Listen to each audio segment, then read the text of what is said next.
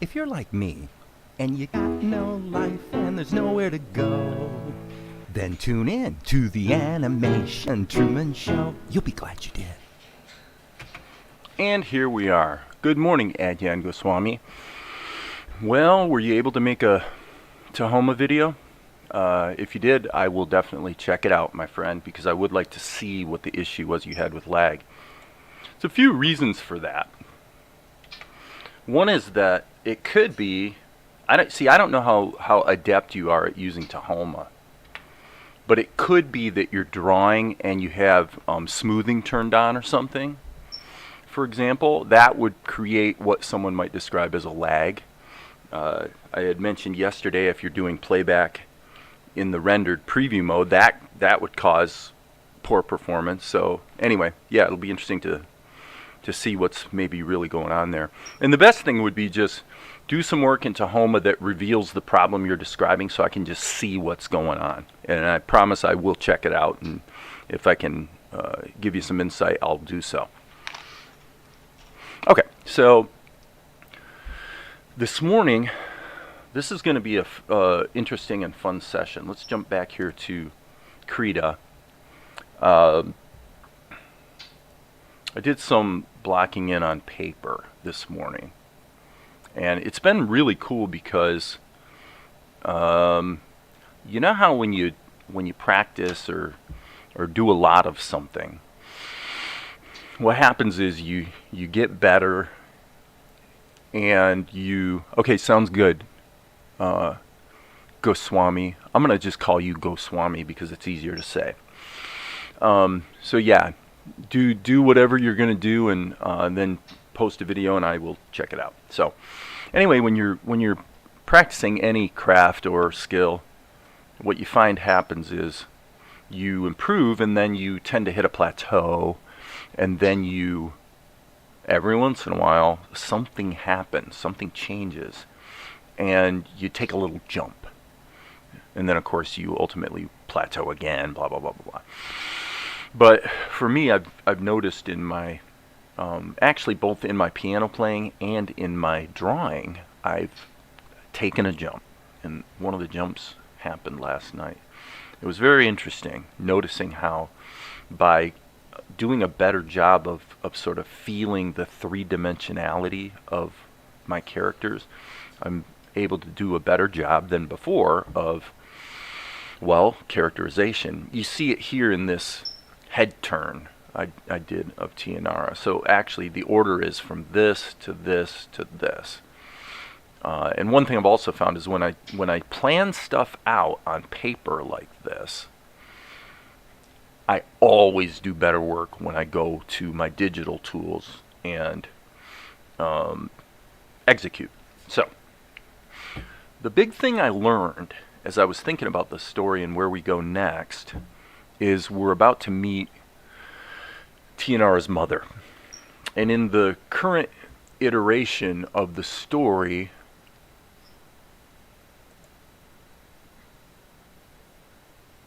and I see your comment, Goswami, and I'm glad to hear that.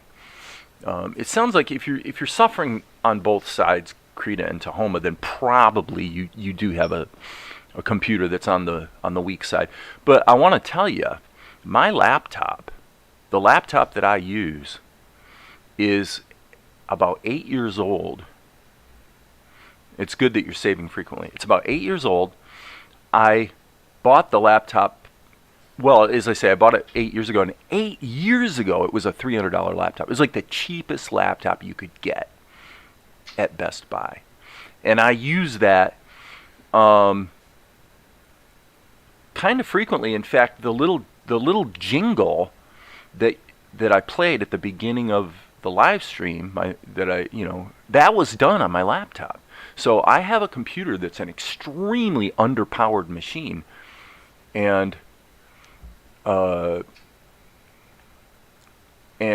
still able to get work done. So the demands of animation, especially pencil test animation, once you get into lots and lots of layers, things do tend to bog down no matter what software you're using. But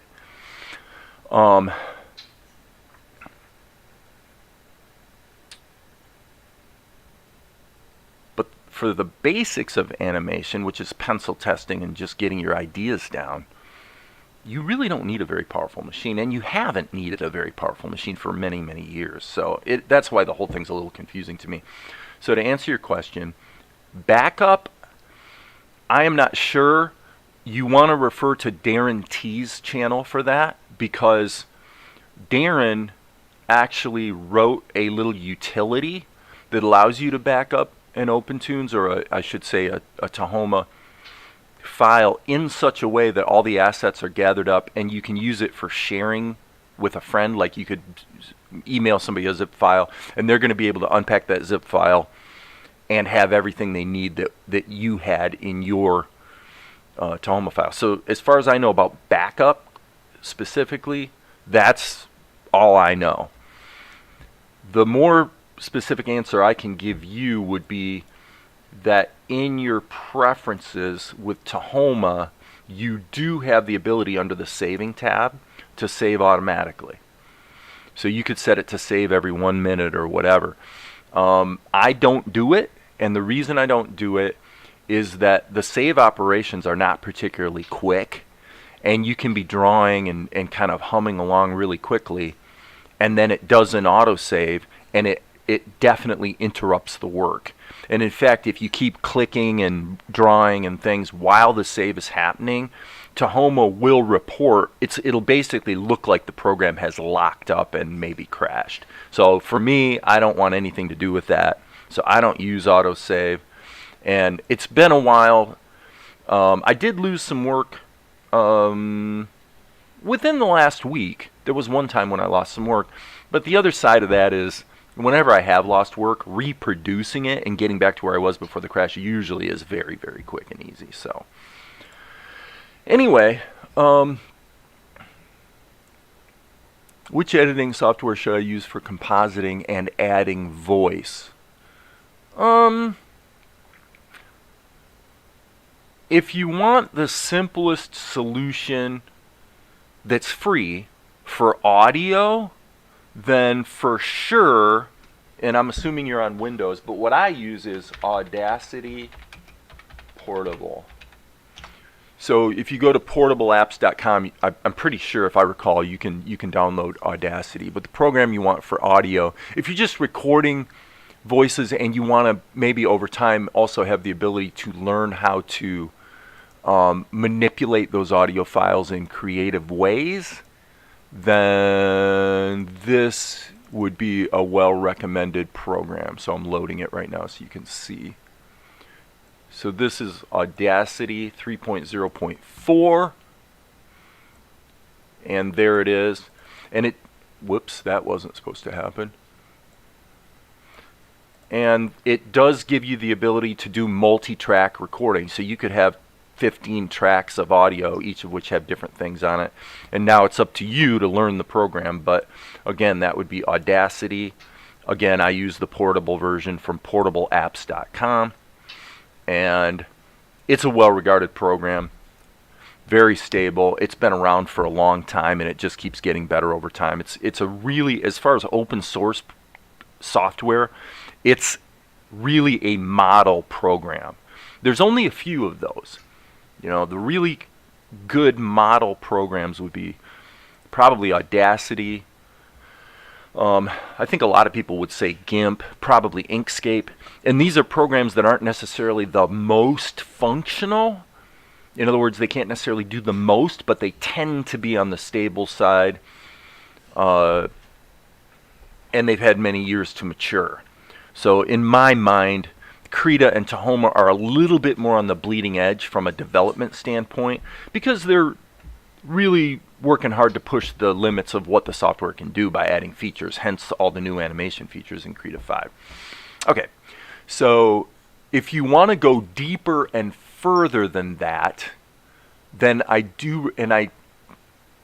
actually, you know what, I was going to recommend another possibility for audio, but for you, Goswami, I'm not going to do that. I'm not going to do that. Let's just, well, I guess I just showed it. So there's Reaper. And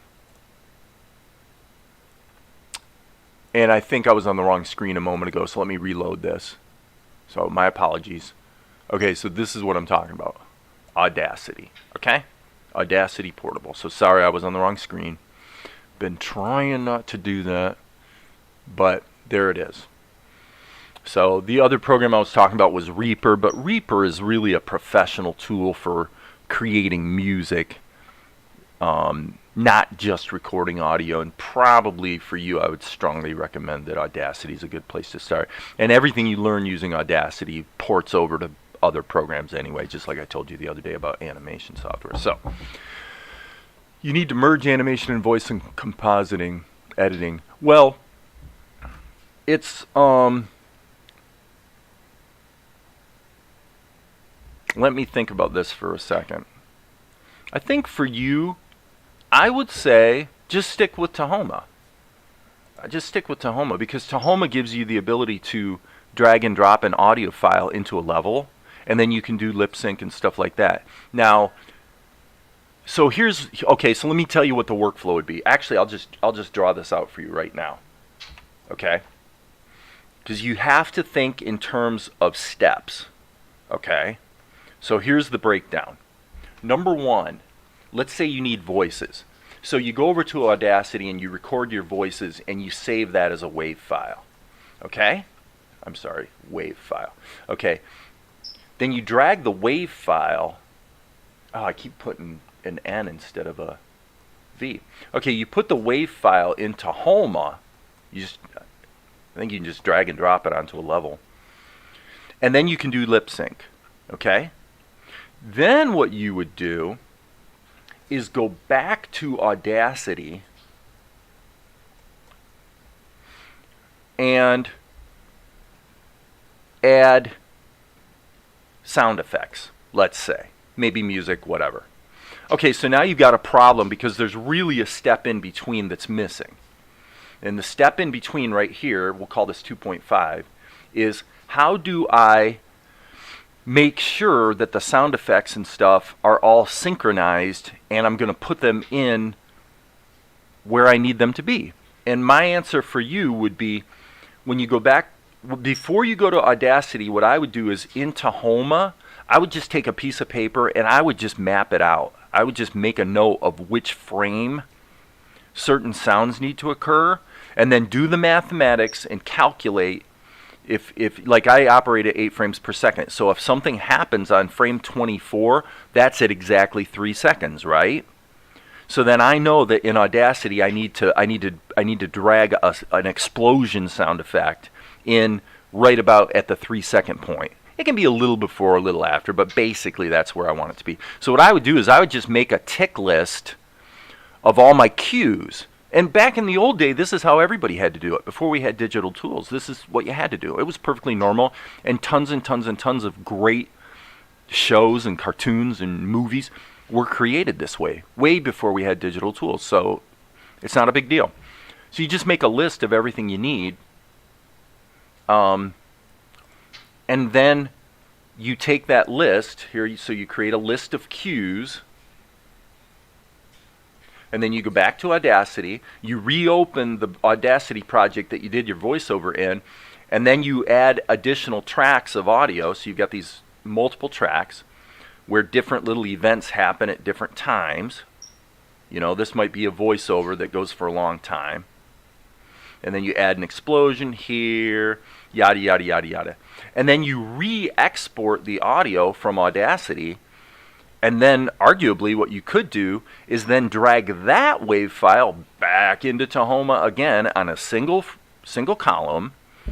And when you render, if you render to an MP4, which I'm not going to explain how to do right now, that's going to be up to you to investigate how to do that.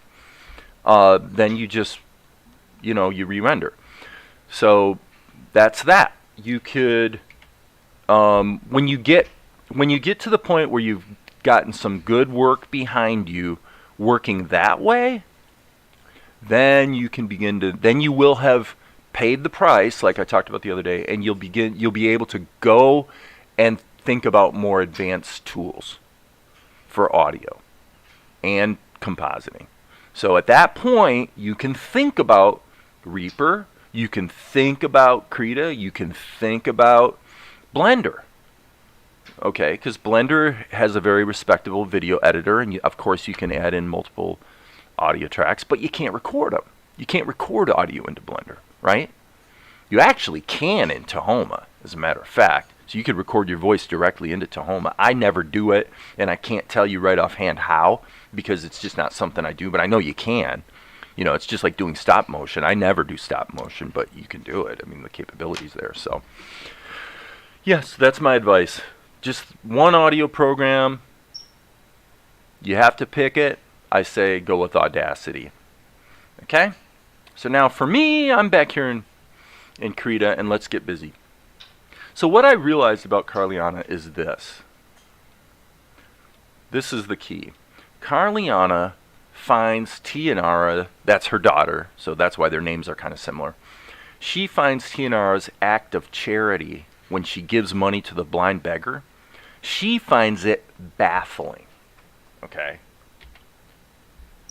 Let me make sure I got the right marker here. She finds it baffling. She doesn't understand it.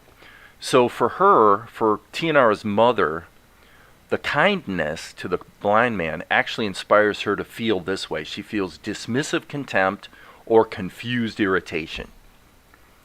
Okay, why is that? Well, because what she has is a sense of entitlement. So the difference between Golik and Carliana, because they're basically the two villains, right?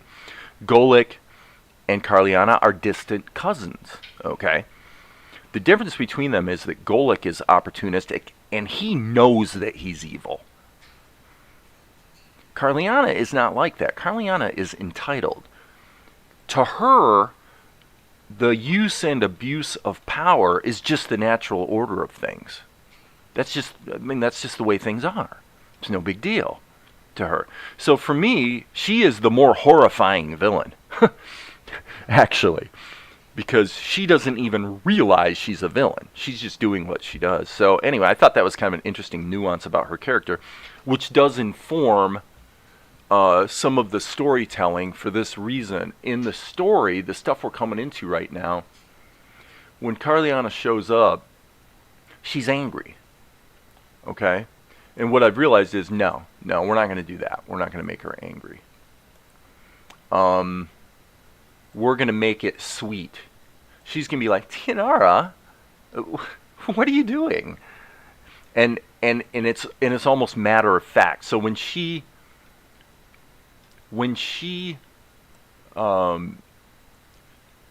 knocks the money out of the beggar's hands, to her, that's just what we do. We don't associate with those people. We don't even touch those people, right? So yeah, it's pretty creepy. Okay, so yeah, and I'll tell you, Maria, here it's really cold. It's like 6 degrees this morning, but it's just supposed to be cold today. It's supposed to be back up in the upper 30s tomorrow. I was kind of hoping that wouldn't happen, Maria. Okay, so the problem we have now potentially is that what we just did was we gave Goswami options, and the last thing I wanted to do is give him options. I don't want him to have options. I want him to pick one tool that's a well-regarded, simple tool that he can just rock and roll on. Especially because I mean, Shotcut is okay. Shotcut, as far as video editors, Shotcut is not too bad. Is that the one I used to use for a bit? I think there's a portable version. But again, this is kind of an important thing for Goswami, is I'm really sure that Shotcut does not give you the ability to record audio. You have to record the audio somewhere else and drag it in. So I'm trying to keep his workflow simple, and which is why I gave him a step-by-step breakdown of what to do and how to do it. If he records in Audacity, he can then work with the voice files and then later build on that based on his animation to add the noise and the sound effects and the music, and then re-render that as a WAV file, a single WAV file, bring it back into Tahoma, and now he's got his soundtrack. But there it is. So on and on we go, and Goswami will do whatever Goswami decides to do. So, oh God, no, Ajax, no, no, no, no, no, no, no. Oh, you use Audacity for voice already? Oh, good. Thank you for telling me that. Okay, good. So you already know the program. So yeah, so my recommendation to you is unique to you, which is go as far as you, I'll leave it at this for today. Go as far as you can go. With the little instructions I just gave you, go as far as you can go without stepping outside of just Tahoma and Audacity. If you do that, you'll be better off, because what's going to happen is you're going to learn how to get the very most out of Tahoma. And eventually you'll be like me and some other people here, where you discover what the actual limits of the program are, and then there's a good reason to start looking elsewhere. I bemoaned Ajax's comment because DaVinci Resolve is a very big, very deep, very powerful program that I have installed at least 10 times over 10 years, and I've never once installed it and not had it immediately crash. I've never had any luck with DaVinci Resolve at all. I know it's a wonderful program. Lots of people love it, but I've got a really, really butt-kicking machine here, and for whatever reason, I've never been able to get the stupid thing to work. Now, when it's crashed right upon, you install a program and it immediately crashes. Okay, we've all seen this happen. I've had it happen with Blender, when it's been updated. In fact, specifically on this machine, Blender 3 won't run. So,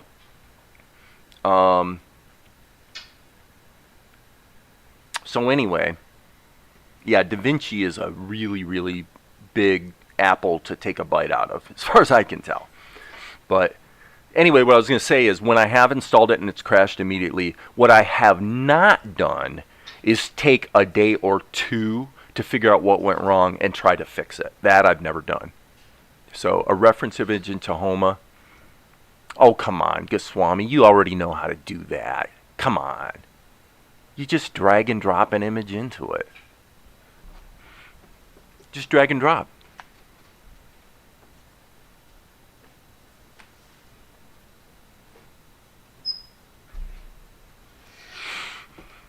You don't need... Okay, so in other words, there may be a fancy schmancy way to have a quote-unquote reference image. Like if you're really working fast, from the videos you have on your channel, Goswami, it appears to me that you're probably working on a single screen. Okay? So one thing you can do in Tahoma, I have to remember how to do it, and if somebody remembers how, go ahead and chime in the chat. But we actually have the ability to make Tahoma's interface semi-transparent so that another window underneath Tahoma shows through, and you can use that as a reference image. So what is the... I never use the feature, so I think it's up here. Golden ratio. Opacity, right there. So you click on the little arrow next to the camera, and you go, okay. I thought that was going to work. Maybe that's not what I'm looking for. I'm sorry, that was wrong. Somebody help me out. Where is the feature that lets you make the Tahoma interface transparent so that you can see through it? I just literally cannot remember because I never use that feature.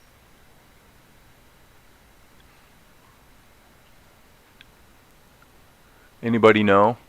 Doesn't look like anybody knows. So, Goswami, look it up. Look it up in the documents. There's a way to actually make it so that what you're drawing in Tahoma, actually the whole screen becomes semi-transparent and you can see through it, which is a really cool feature, but I just don't ever use that. The other thing that you can do, just to keep it complete here, is, let's say I have this reference image from Fairy Tale that I want to steal. Well, I'm just going to drag it into a column and then make the columns transparent like that. Just turn the opacity down. Now I can use it as a reference image, right? Simple. Okay? So, where the heck is that feature? I really wish I could remember. So if anyone remembers, let me know. Let me know, people, my friends, my friends, my friends. So, where does that leave us today? Well, in a little bit of a pickle because we got some work to do. I'm going to put the preview of the show in full screen so I don't have to switch screens. View toggle transparency. Oh, thank you, Ajax. Thank you, sir. I appreciate that. So here you go, Goswami. View toggle. There it is, right there. Toggle transparency. And now look at this. Isn't that cool? I got to give kudos. I think maybe Jeremy Bullock gets the credit for this, but this is a fairly brilliant feature that he put in Tahoma. OpenTunes doesn't have this, but I mean, you think about how cool that is, because now what that means is you could have like a media player in the background here, and you could be, you could actually be tracing over your favorite anime in order to sort of study how they, you just go forward to the next frame, or in this case, I'm actually gonna do this. Actually, now that I'm thinking about it, I'm gonna go ahead and use this feature today. Why the heck not? So all I have to do is go like this, and now I can size up my drawing however I want, and then make my basic drawing of Carliana. I guess while we're here, let's rock and roll and do it. So that means I don't have to do my pencil test. The reason I don't have to do my pencil test is because when I drew this drawing, it's kind of interesting because I really did a good job of finding the 3D volumes before I really tried to draw the characters on every one of these drawings except this one. And on this one, for me, it's palpably worse than the rest. Well, this expression here is really this expression here, but just with her head turned and then a little change in her eyes and her eyebrows. So that's what we're going to do. We're going to create a reference, or I should say we're going to create a shoulders up picture of Carliana, and we're going to actually rig it. We're going to do a rig job here. So if you don't know what the heck I'm talking about, well, you may find what I'm doing here today quite interesting and enlightening. Okay, if you wanted this whole drawing to be scalable, you probably wouldn't want to use a smart raster level. You'd probably want to use vectors so that they can scale, but in my case I'm going to stick with smart raster, and mainly because I'm doing the initial drawing big, and it's never going to really be bigger. It'll only be a little bit smaller, so for that reason I can go ahead and use smart raster. Now, one of the dangers of working this way is that if I zoom in, like, it doesn't really make sense to zoom in because my reference image doesn't change size. So for that reason, it really probably, to tell you the truth, it makes more sense to drag the image into Tahoma, because then when I zoom in on my screen, the reference image would zoom too. In this case, you don't get that benefit. I have to basically pick a size that I'm going to work and stick to it. So we'll do that today. That's okay. I'll just go ahead and do this. All right, so now I've got my brush happening. This is a standard smart raster level, so we're good to go. Watch and learn.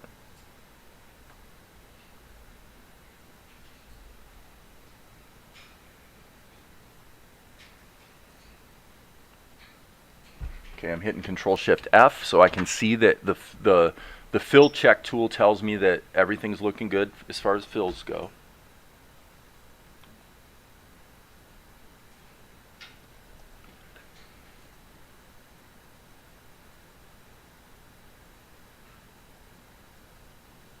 What I'll do is I'll get her blocked in, and then when I'm satisfied that the drawing's okay, then I'll go ahead and probably turn the transparency preview off.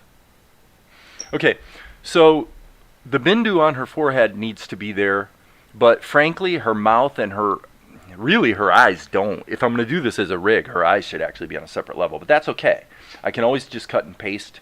Anything I draw, I can cut and paste into another level.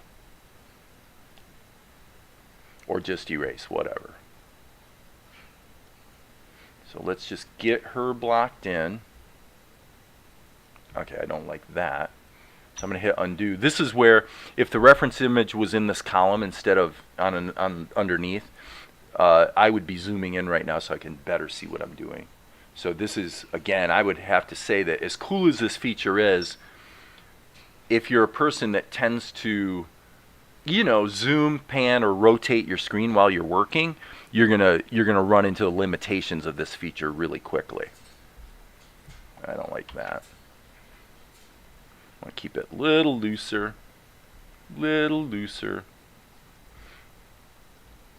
Okay, and I think that's about it.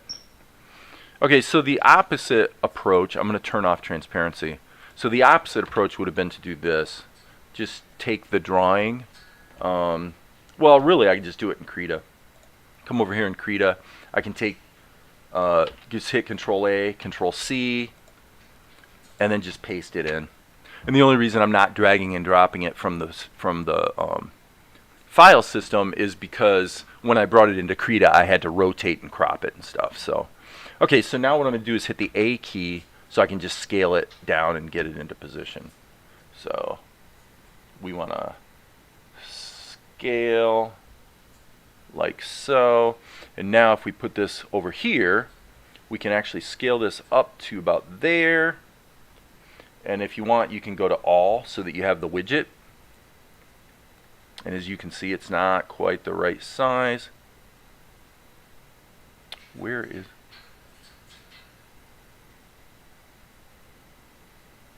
That's pretty close. That's pretty close. Okay, there's her eyes. There's the top of her head. Still too big. Kind of surprisingly hard to see. There we go. Okay, so now I'm going to take this column and just turn the transparency way down. Okay, so now this gets back to what I was saying. Now, if I zoom in, the image scales with it. So that, for me, that makes way more sense. So I don't really know why you would want to use the transparent interface feature when you can just drag and drop an image into a column, you know. Okay, so we do have some shapes here that clearly are not closed. And let's just check. Okay, yeah, and so this needs to be closed as well. And then her, I don't like that. That was a little sloppy. Let me redo that.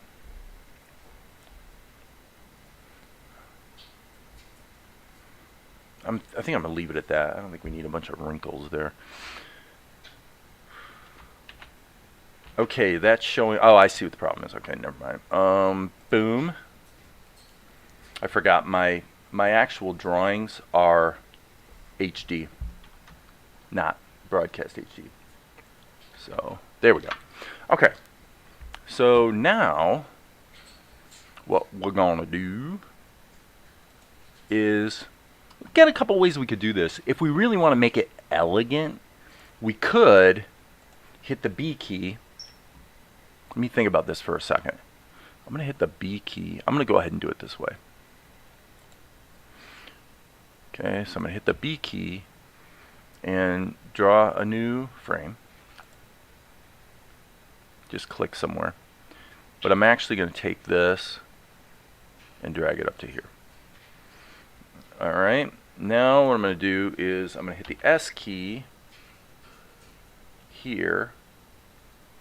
And I'm going to take this stuff, cut it out, S key, Control V. So I just pasted her eyes into a second level. Okay. Now I'm going to do the same thing again. Hit the B key. But now this is going to go here. So, okay, I can see why this is actually probably a bad idea. The problem I'm going to have is going to be similar to what I ran into yesterday with the column, where when I add additional variations here, like different eye shapes, this level strip, this image sequence, is going to turn into quite the mess. And it will be very likely that my images will wind up getting out of order. So again, I'm going to say this is a pretty bad idea. I'm going to just go ahead and put these on separate. These really need to be separate columns. So what we're trying to accomplish here is we're going to break Carliana up into pieces where we've got her body, basically her body and her clothes. We've got her eyes. I actually made a little plan here in Krita. I said that, okay, so these drawings were X and Y. This is X up here, this is Y down here. So my notes were that X could be a plastic tool variation of Y, although clearly it's a great example of a rigging opportunity. If the eyes and the brows are image sequences, then you basically have these layers. You've got a 3/4 shot body, which is this over here. It's the main shot I'm doing right now. Then you'd have eyes, the eyebrows, the mouth, and the necklace, all on separate layers. So you'd have a 5-layer rig, and that's basically what I'm doing. Okay? So, having done that, is it really even important to bother with these? I think not. So here's what I'm going to do. I'm just going to delete, just get rid of them. These don't need to be here. And let's just get the rig set up. So the Bindu stays in this level. This, by the way, anybody who might be wondering, I'm doing my inking with the most basic Tahoma brush. Like when you just create a level, boom, that's the brush I'm using. And I just go from a minimum of 1 to a maximum of 2. So there's a little pressure sensitivity, but very, very little. And generally, I don't use a lot of smoothing. Where I might use smoothing would be, oh gosh, probably something like this might be an example where I might use smoothing. Just because maybe I want this to be, well, really smooth. So you crank the smoothing up, and now I can get a more polished line, right? But I don't know that that actually looks better to me. I like the rough look better, I think, with the caveat that I really would like to fix up that little bit right there. Okay. So,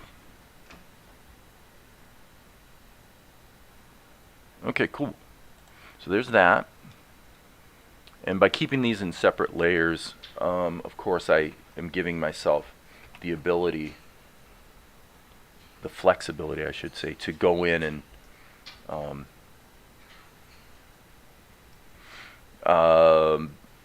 improve any of these levels at any time. Not too bad. That's the eyebrows. I'm actually going to put the eyes on even another layer, or level as Tahoma likes to call them. Okay, now I'm going to go ahead and rotate my screen. Being that I'm right-handed, it's easier for me working from left to right.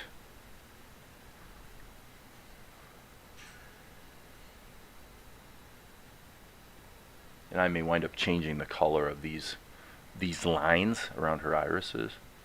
But, whoops. See, I let a little extra line sneak in there. Okay. Control or Shift Alt R for me resets the rotation of the screen. That's not a hotkey that's built in though, so you'd have to program that yourself. Okay, so here we're going to go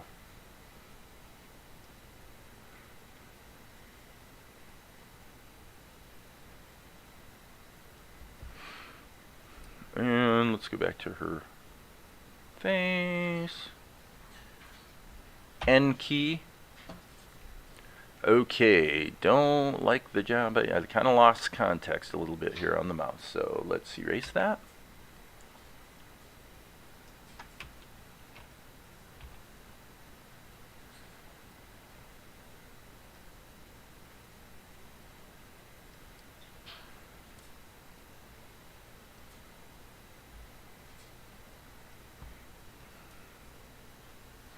So one of the little tricks here with what I'm doing is you've got to remember to, you know, I'm working on the mouth, and then I want to add a little touch of expression here on her cheek, I got to remember to switch to the cheek layer, right? Okay, so now let's organize a little bit. So we're going to call this mouth. The reason I'm doing it this way is this is a standard 3/4 view, and if I set up this rig and save it as a tunes file, I can drag this tunes file into any other tunes file for another shot later, and the entire rig and structure is all going to be imported as a subscene. Okay, so this is going to be her eyes. It's not necessarily the definitive way to work. In fact, frankly, I rarely do it this way. But today I figured, what the heck. Okay, so now what I'm going to do before I go any further is I'm going to do fill check on each of these levels. Okay, that does seem to be filling. The stuff that can fill is filling, and that's looking good. So we're okay on the fill check. Okay, so now there's really no reason to keep this drawing around. But it might come in handy. So we'll go ahead and just turn it off. So there's what we'll render, and one thing I see that I want to make a little better is this curvature. Okay. Alright, so in her face we're gonna need a skin tone. I'm just gonna block in some quick and dirty colors because they're gonna wind up getting changed anyway.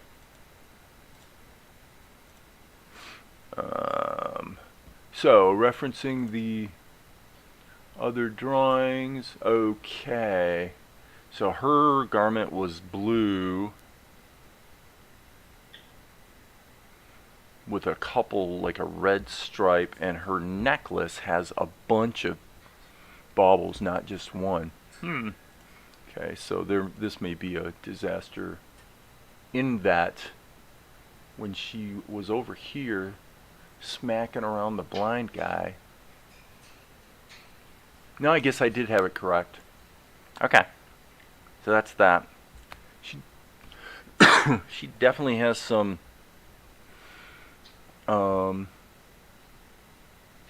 jewelry going on. So now I see a problem.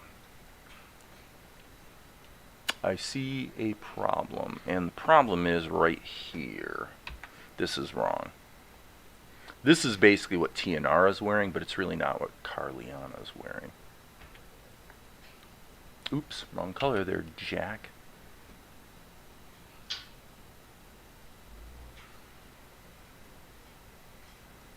Okay.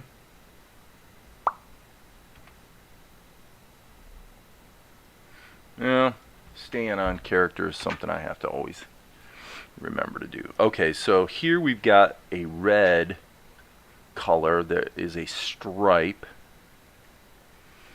Her top is actually kind of off-white.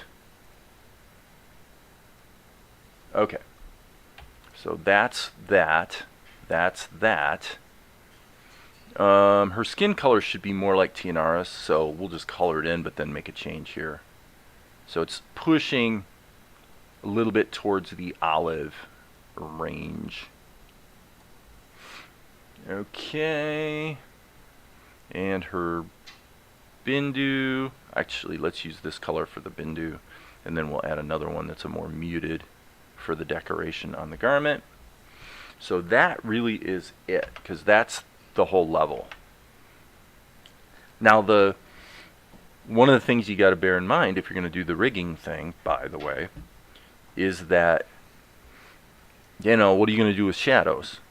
If you bake the shadows into the drawing, this is, again, one of the reasons why I don't do this very often, is if you bake the shadows into the drawing, then if the character ever changes direction or the light's coming from a different direction, the shot doesn't work anymore, right? So if you put the shadows on a separate level, then you may find you have to have multiple versions of the shadows. And what happens is rigs tend to grow and get more complicated over time. It's not a bad thing, but it is a thing and something to be aware of. So, okay, so let's go over here. This is her brows. Okay, her brows. I'll just add a color. And what we'll do here is just hit the R key to sample that color. Then hit the fill tool, and we're going to do freehand so that we can lasso it like that. That way it'll get right into the corners and completely fill them nicely. Okay, the eyes. We need whites of her eyes. We need irises, which I believe, I got to check, but I believe her eyes are green-ish, just like Tianara's, but they're a little darker. I'm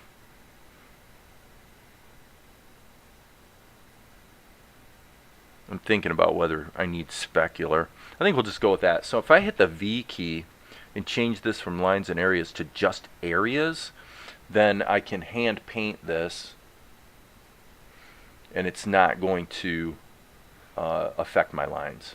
It's only going to affect the areas in between my lines, which is really what we want here, right?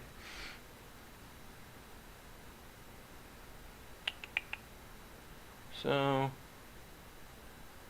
there it is. Okay, and then the irises we can just lasso. That looks pretty good. Okay,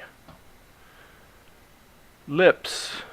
I'm gonna say, let's just come up with a lip color, and we want two variations. We want a little richer color and a little darker color. As I recall, I'm going to look here. Yes, okay. As I recall, what I did before was just gave the upper lip a darker shade and the lower lip a slightly lighter shade. Okay, and then I guess as long as we're here, we probably should come up with some sort of interior of the mouth color that's not too dark, and I'm just lassoing that. Okay, not a bad start. Not a bad start. We do need another level for her necklace. So B key.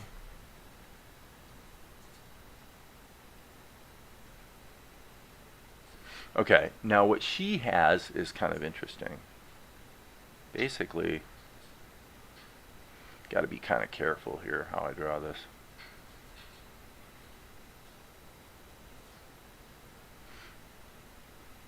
That's pretty much it. We're not trying to get too detailed or fancy, but that's pretty much what she's got. So it's going to be gold. Oops, F key. So now if I lasso all this, that should do the trick. Yeah, so there you go. So now that I see it, I definitely am seeing where I want shadows to be happening. And so that does complicate things a bit, but oh yes, one other thing I forgot. Back here, I need to take this, hit the V key. V key, there's an example of what I've mentioned a few times with Tahoma. I hit the hotkey and it did not take, and I know I hit it because I watched myself press the key. Okay, so let's make this probably 6 pixels.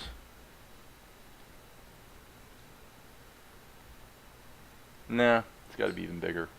Probably about 8 or 10. Yep, about 10. Okay.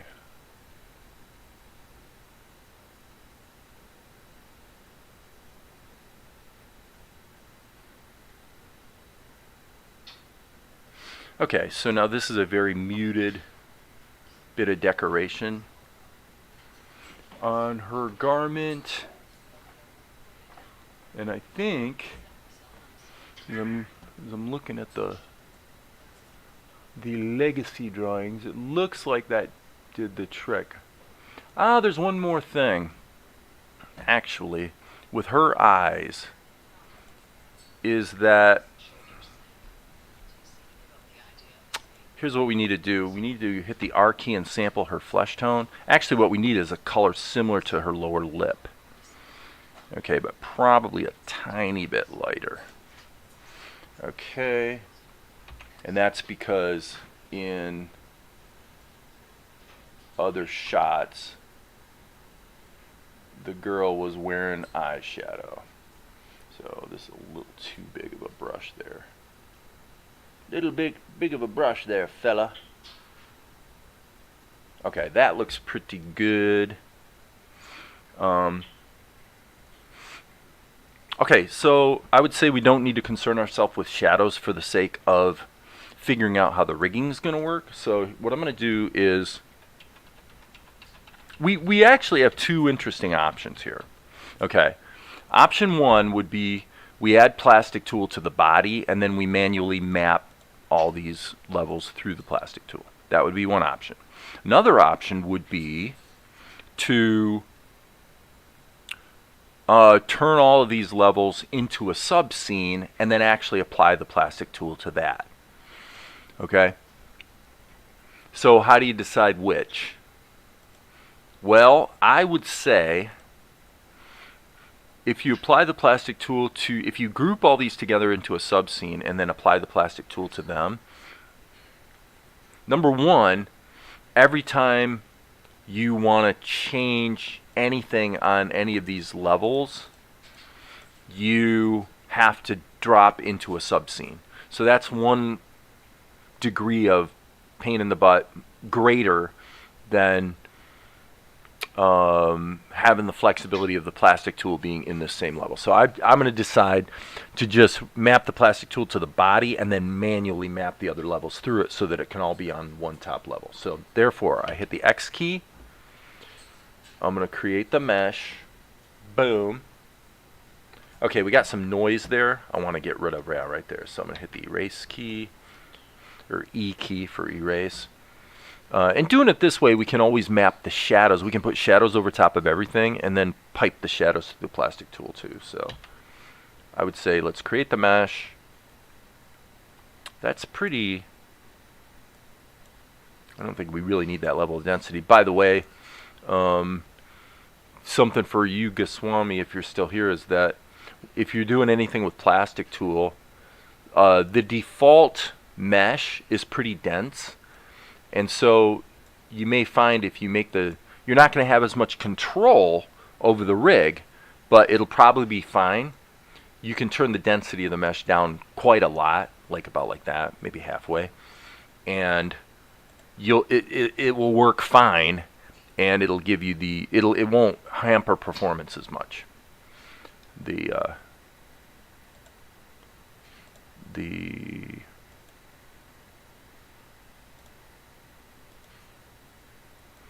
A very dense mesh will cause your computer to bog down once you start animating. Okay, so again, just basically kind of a point where her neck would be, kind of a point where her head would be. Now, in some circumstances, what you'll find is this, depending on what else you have going, this may be perfectly adequate to completely control your rig. You know, as far as the head turns, which is really all we're doing with this rig. If you find that it's losing control, in other words, if she turns her head very much, let me just test this. It's kind of likely, if she turns her head a little too much, that you're going to see some stretching on the sides, on the edges. So let me hit undo, and then just to keep things visually palatable, let's go ahead and pipe all these other levels through the plastic tool. Now, the way we're doing this, you know, the argument you're making for yourself with a rig is I'm gonna save time on ink and paint by not having to ink and paint as many drawings in exchange for a lot of upfront work setting up the rig. So that's a choice you make, and only only experience will teach you how to sort of make the judgment of which way to go. Usually on this show, I don't do rigging. I will take a character that's complete and done and it's basically animated and I'm happy with it, and then add plastic tool as a final step just to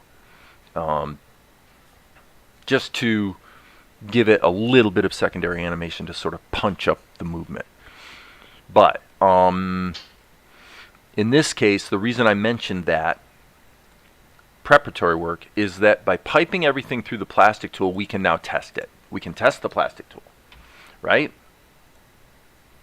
See how our head's stretching a little bit? It's pretty good up to about there, actually. And it's okay to about there. So anyway, the way you can remedy the possibility of that being a problem is just add a couple extra control bones around here in the areas that you definitely don't want to have deform. Oops, that's not what I wanted to do. I wanted to grab this again. Okay, so now what you'll see is that the sides of her head stay more rigid. See that? A little more control. I'm actually seeing some deformation in the chin that's not particularly desirable, so we can fix that the same way. So this is one of those trade-offs. The trade-off is that your rig, you wind up with a lot of bones all over the place, and it can get a little messy, as you can see. But that's the price you pay for rigging. So now, with those extra bones there, that's taking control of the chin, and as you can see now, the chin's not deforming. Okay, so again, getting back to what's the price I pay for doing it this way? Well, now, with it piped through the plastic tool, I cannot draw in these levels anymore. And that makes sense, because if this rig was deformed and you go into the eyebrow level and you started drawing new eyebrows, the previous drawing is not actually in the right place, and you would be drawing in the wrong place, right? If I started drawing over top of this, then, you know, in other words, we have to be able to deactivate the plastic tool. Now I'm going to try something here. One thing I've never tried this. Can we just turn it off? It'd be cool if we could deactivate it. It seems like there's like a bypass. I forgot about this. It seems to me there was a bypass plastic tool feature in Tahoma. I don't think it's in OpenTunes, but rigging has a tendency to warp the character limbs too if you overdo it. Oh, very, very quickly. Yeah, you have to use control bones at the bend points for sure.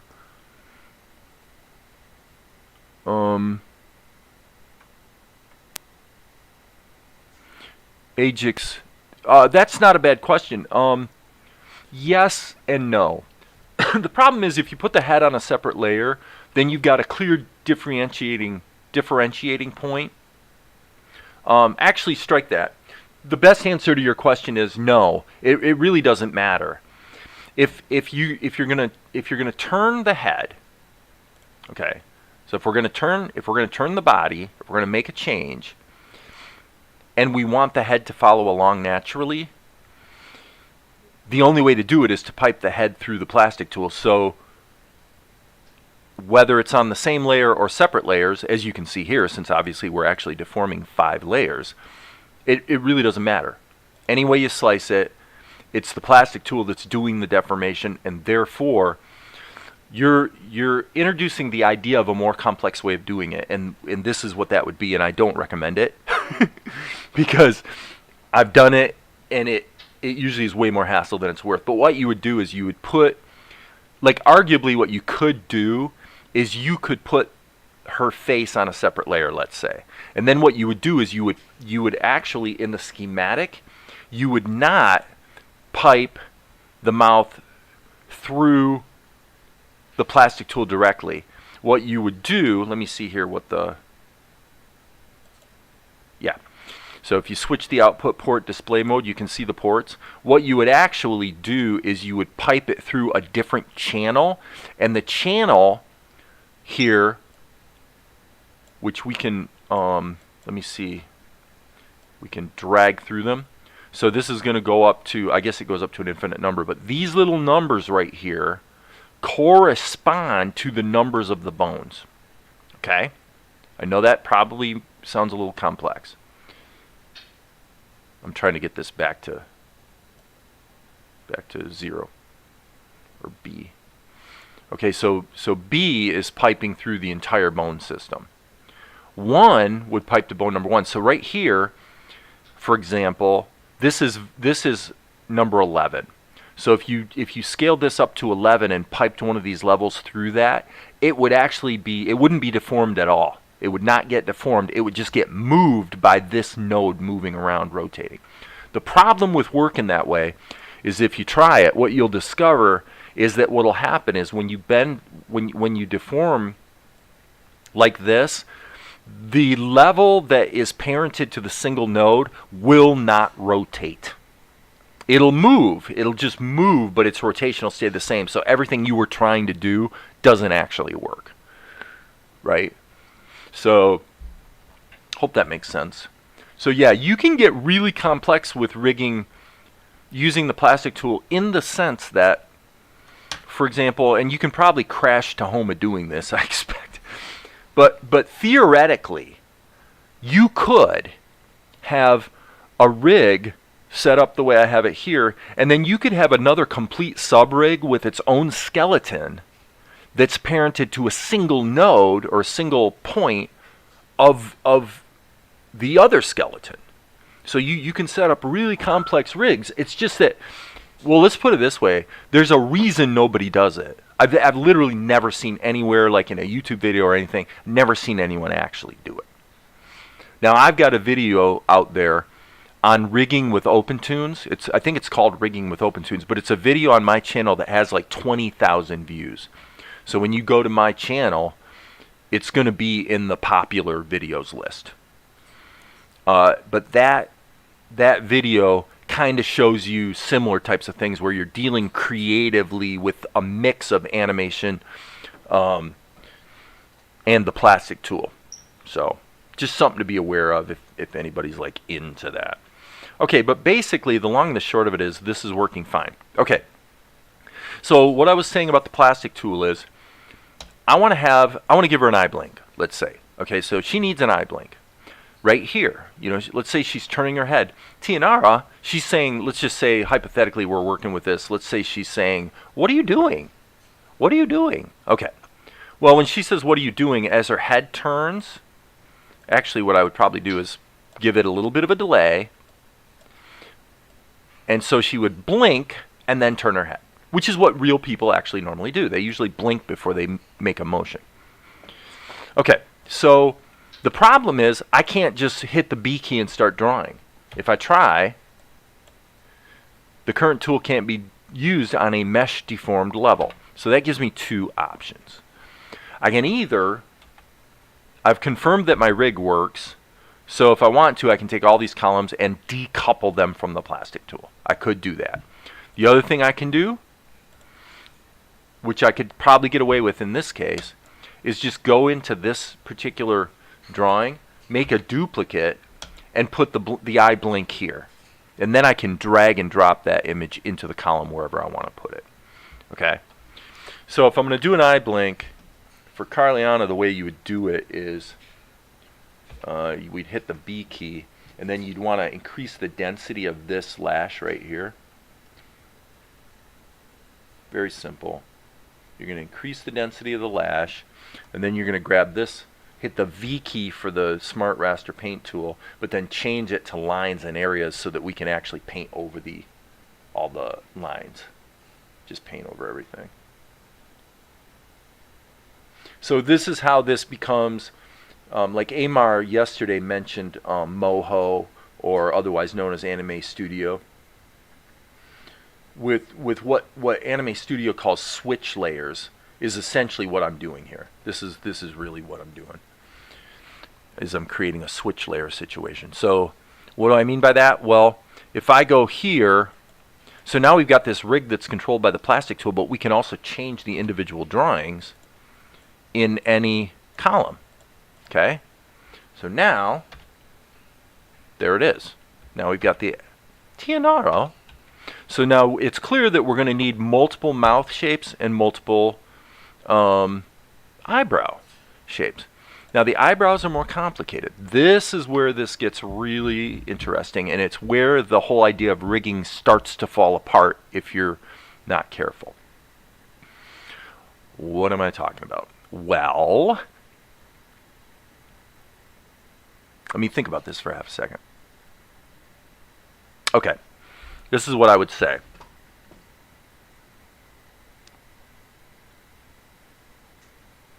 Ideally, you would probably, and I've done this before, a long time ago in other videos. Ideally, what you would do is you would actually use the plastic tool to create 1, 2, 3 nodes, ... and that's how you would control the eyebrows, and then you could completely animate them any way you want to. Well, the problem is that the eyebrow level is already parented through this plastic tool. So the only way we can make it work, this is where it gets really kind of complicated. The only way you could use plastic tool deformation on the eyebrows is to pipe it through a different plastic tool and then parent that plastic tool level to a single node of this plastic tool level. And it almost certainly will not work the way you hope because of the lack of rotation when a node is controlling an entire level, like I described a little bit ago. Therefore, in this case, probably the best solution, believe it or not, is to actually go in here. And let me think about this for half a second. Yeah, this is this is where rigging really does kind of fall apart. If I add extra nodes, like if I create a chain out here and then I create essentially a separate little skeleton to control the eyebrows, the problem is that if I deform the eyebrows, it's still going to deform everything else because it's part of the same plastic tool. It's definitely a complicated situation. So the easiest solution here is to use switch layers. Tahoma doesn't call them switch layers. In other words, do the eyebrows the same way I did the eye blink right there.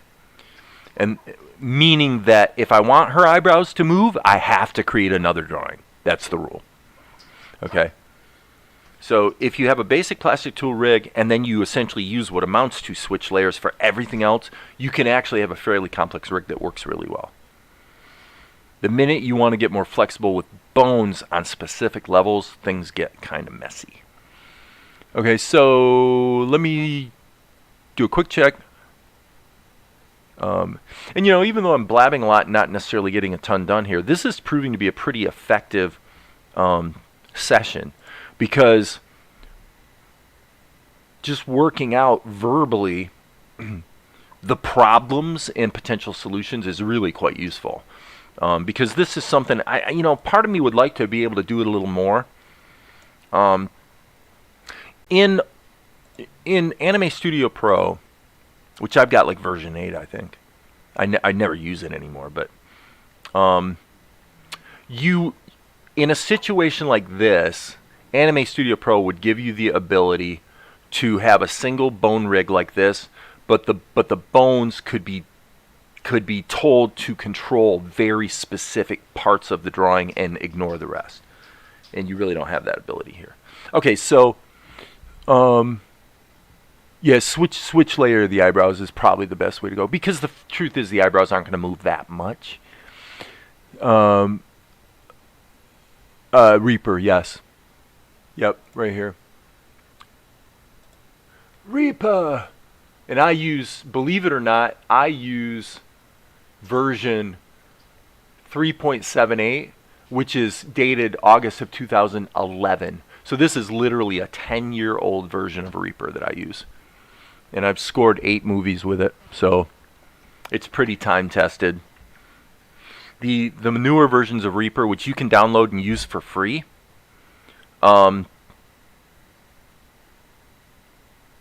if you register it, in other words, you can use it as long as you want without paying. But it will do about a 5-second nag screen when you first run the program. That's it. There's no other, like, there's no noise that comes every 30 seconds or any stupid stuff like that. It's perfectly fully functional. You just, when you first run it, you get a nag screen that says, hey, you want to go ahead and buy a license. Takes about 5 seconds. Other than that, you can buy a license for $60 or $200.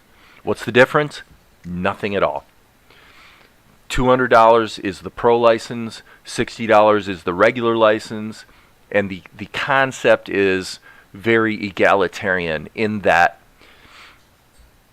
Justin Frankel, who created Reaper, is basically saying, you know what, most people are going to pay $60, but if you're a pro and you really like the program and you really want to thank me for it, pay $200. I paid $200. And I'll tell you why I paid $200. The reason I paid $200 is I had a really complex shot set up in Reaper, which if we look at the soundtrack, you can see it is itself a quite complex soundtrack. We'll get back here to the animation in just a second. I just want to make this point. So this is a lot of tracks, and it's not all that long necessarily, but you know, it's about 4 minutes long, and there's a lot of tracks. Well, a long time ago, I had a situation where there was a buggy VSTI plugin, and it caused Reaper to crash, and then I couldn't reopen the Reaper file, okay?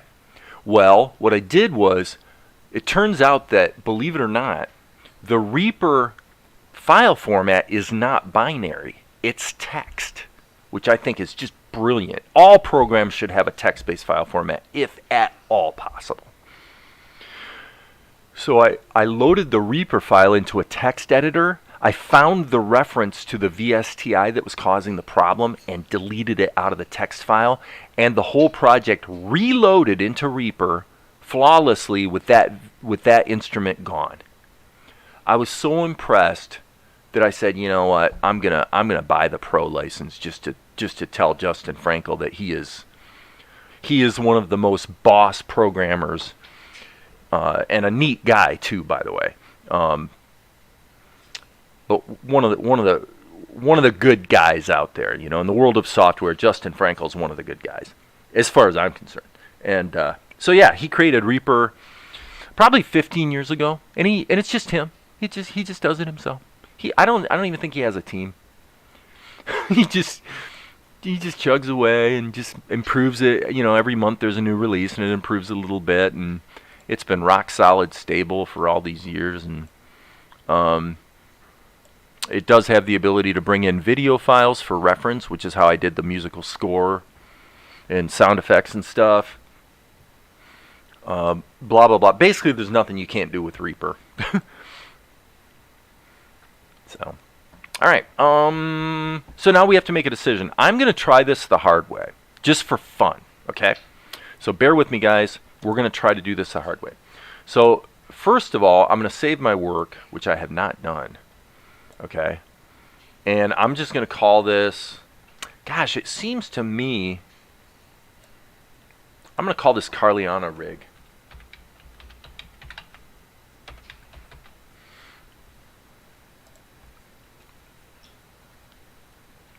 Because it's really not a specific scene of the show yet. Okay, and the reason I wanted to save it now is because, and right there, that's what I showed you at the beginning of the live stream today about autosave. The saving in Tahoma is actually pretty slow as far as program saving goes. So if you use autosave and have it turned on, you can be drawing and it'll start to autosave, and if you keep, you know, if it keeps having to log you know, mouse drag operations because you're still drawing and stuff, you can get a locked condition that makes it look like the program has actually locked up or crashed.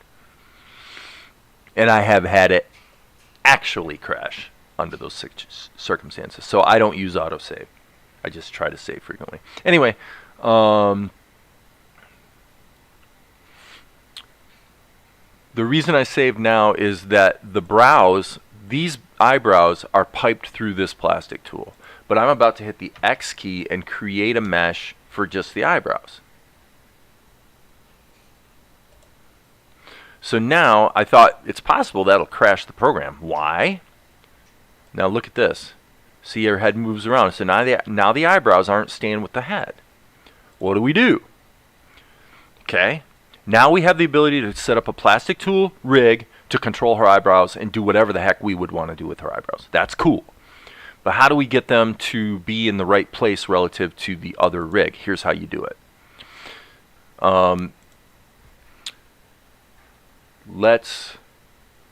I guess we'll start building the skeleton just so you can kind of see what I'm going to do. So basically what I'm going to do is I'm going to create a node that then gives me 1, 2, 3 nodes for that. Okay. And then I'm just going to, I'm just to keep my workspace as clean as possible, I'm going to put these, actually loop all the way around like this. Okay. So now I have the ability to do whatever I want to do with her eyebrows. And the problem that we're going to have is that we're not moving relative to the rest of the rig. Here's how we solve that. You go into the schematic, and as you can see, right now the eyebrow rig is just being piped into this rig. Okay? And as you can see, it doesn't move at all because there is no concept of deforming a skeleton. You deform the levels, you don't deform the skeleton itself. So the only solution is we plug this into here, and then we toggle this up to number 10. Let me see if it's 11. Actually, it might be 11. See, this is one of the confusing things with Tahoma or OpenTunes, is that if you mouse over this, this is vertex 11. It's number 11 vertex 10. Everything is off by 1. So this is number 12 vertex 11. So I don't know if this is actually 10 or 11. I know it's kind of stupid, but, and it doesn't actually matter. Okay? Let's just say hypothetically that this is what we wanted. Okay? So now you can see the problem. When the head rotates, the eyebrows move, but they don't rotate. So this creates a mess. Because what it means is every time you do a rotation over here, you're going to have to compensate with additional animation keys in the rig. Because as you can see, the eyebrows are moving. And it looks to me, I'm going to say, let's switch this back to 10 and see what that does. Well, clearly 10 is not right. I'm actually wondering if it's 12. 12 would be the top of the head, I think. So you see what I mean? They move, but they don't rotate. As far as I know, there is no way to enforce the rotation. Okay? But if you're gonna, suffer the problem, and you're gonna say, well, okay, this is what we're gonna do, then what you would then do is you'd go to this plastic tool. You see here. Yep. You take this plastic tool level and you'd hit the A key for the animate tool, and you would just move it into position like this. Now if you want to be really smart about it, you'd put the center like here and kind of rotate them and get them to their first default position. That's going to be pretty close. Okay, so now we have the ability with the skeleton to animate the eyebrows, but when her head turns, you're going to see that we're always going to have this extra translation that has to be compensated for. There is no way to fix that, as far as I can tell, as far as I've ever been able to tell. Now, you might say, is there another way? And now I'm going to show you the other way. There actually is another way that works. I had forgotten it until just now, but I just remembered. So I'm going to show you the way that works.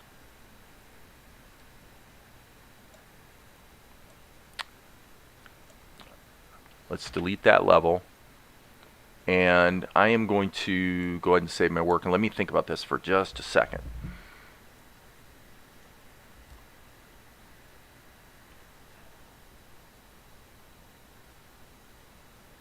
Yes. Okay. Here's how we do it.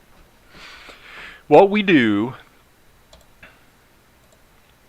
and this is definitely a little complex, and I have done this before and it is quite effective. But here's how you do it. If you want to do a really complicated rig, this is what you do.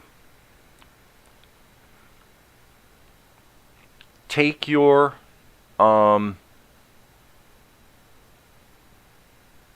okay, let me think about this.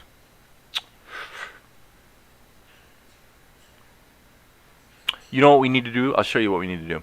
Let's take the eyebrows. We've got to do it a completely different way. So I'm going to hit the S key and grab the eyebrows. Okay? And I'm going to Control C. And then I'm going to come over here to the main head. And I'm going to paste them in. Okay, it's not editable. So I need to uncouple the uncouple from the plastic tool. So let's take the body and just go through here. Okay, so stay with me here because this is where it gets kind of cool. Alright? So now I'm going to turn the browse level off because frankly we're not going to use it. What we're going to do is go ahead and put the brows in the head layer. So, or body. Okay? I'm going to hit the S key, Control V, but then what I'm going to do is move the eyebrows up here. Out of the way. Okay? Now I'm going to come back here, and now, by the way, we can pipe this back through again. Now, because the mesh from the plastic tool is clamped to the body, we don't see the eyebrows because they actually essentially alpha lock the level. So what we need to do is hit the X key and recreate the mesh. And this time, what's going to happen is we're going to get this, the eyebrows will be included in the mesh. Okay? Okay, sorry about the sneeze. Okay, so that solved that. Now what we're going to do is in the build skeleton mode, we're going to do what we did before with the eyebrows. We're going to say, all right, we want the eyebrows, let's say, to be locked to the top of her head. Okay? So if she rotates her head, the eyebrows move accordingly. Okay? So, boom, boom, boom. How do we want to do this? I think we'll put an extra node there, and then we'll go 1, 2, 3, and then we'll go 1, 2, 3. Okay, and then when we first set up the skeleton, what we have to do is turn off keep distance and stretch this down here to wherever it is we want it to be. And actually what I'm going to do is I'm going to pull this down here too so that we've got the ability to do a little bit of a rotational thing. That's kind of useful. So let me see. I'm going to go back. So this often happens, by the way, where once you set up a rig, you start to realize ways that the rig could have been better conceived. So, whoops, looks like we got a rogue node in there. Okay. So now what that allows me to do is kind of bring this around here. So this is kind of my main controller. This becomes a rotational node, if you will. And then this is what actually controls the eyebrows. Okay. And as you can see, this is becoming a little tricky to work with. Okay, so, well, this is what you're going to go through. If you want to do rigging, this is what you're going to go through. So anybody wonders why I like never do this? This is why. Because it winds up taking 10 times as long as just doing another drawing, right? But it is kind of fun, so we'll go with it. All right, so there's our eyebrows. Now let's see what happens when when the head animates. Let's see if things behave somewhat as expected.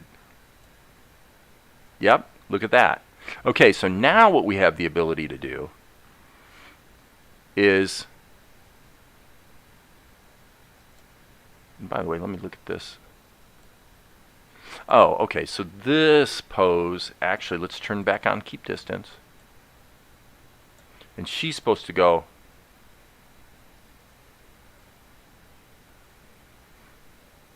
so blink, and then let's just say I would not put any animation keys for the eyebrows in the same cell as an animation key for anything else, because otherwise you're gonna totally get confused on what's what. Okay, you're gonna get really confused. But now what we're gonna do is turn off keep distance, and now we can do whatever we want to do with her eyebrows. Ta-da! And since we added a global key at the beginning, it should remember its initial positioning. Okay, so now we can fiddle with her eyebrows all we want, and what we see is, right?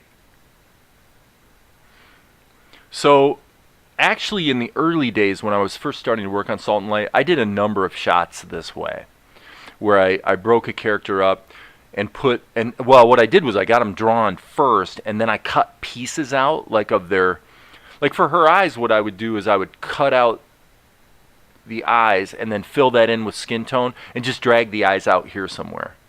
And then what you do is, on the very first frame of your animation, you take your bones and you move everything into place into its initial position where it's supposed to be. Okay. In the case of the eyes, there's no reason to do that here, because really the only thing we're going to be doing with the eyes is just changing the drawings. There's really not a need to do anything else. Having said that, as far as I'm concerned, I definitely see a problem with the eyes. And I don't think, because this eye is a little cockeyed compared to the other. And there's really no way to fix that. I guess I tell you what, as I'm working on this, what I'm seeing here today is that I probably don't want to do it this way. Actually, what I really probably want to do is just go back to just doing drawings. Because right now, the whole scene with Carliana would probably be done right by now, or close to it. And so the negotiation we have with ourselves when it comes to rigging is, well, is this so powerful and flexible and can be reused in multiple scenes, yada, yada, yada, such that later it's going to save me tons and tons and tons of time, right? That's the question. Well, the answer is maybe. It depends. It really depends. What I found, at least on a show like this that's sort of an anime style, is usually you don't get that benefit. If I was going to save this as a rig, by the way, the next thing I would do is delete all these keyframes. Just delete them. All we want is the initial keyframe that gives us the initial positioning of everything so that we can get started on our work. Okay? So if I save all, what we're going to discover here, give it half a second to save, and this browse level now can just be deleted. So actually I can just save all again, and there is no browse level now. Okay?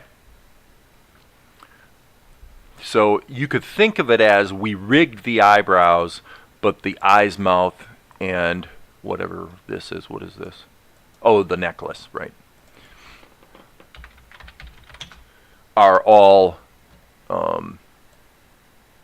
going to be what we would think of as switch layers. So again, I'm just saving my work again. No, golden slime, no. No. The full this is what we're working on right now, okay? So my hope is I'll be able to release, so this is what I just released. Okay? And my hope is that I'll be able to release this at the beginning of February. So another 4-minute block. So this is a 24-minute episode. And a lot of it's animated. So what I'm doing right now is just going through the second 4-minute block and doing fixes and corrections and, just trying to make it better. And I'm hoping the last week, of January, I'll be able to go ahead and put the voices and the musical score on the second webisode and be able to release a second webisode. So That's kind of the plan. Okay, so there are two things we need to address like right now here.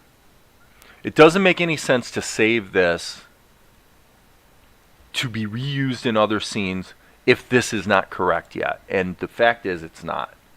Okay, so I'm going to hit F3. And for our purposes, we need to decouple the eyes and the body. Okay. And then we need to turn these other levels off so we can't see them because they're going to really confuse us. Well, this one's okay. But the mouth is definitely throwing things out of kilter. So, well, we could remedy that by just unpiping the mouth as well. But what we have to do is unplug everything from the plastic tool so that we can then edit the level.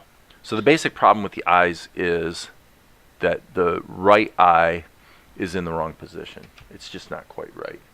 So I'm going to hit the S key and then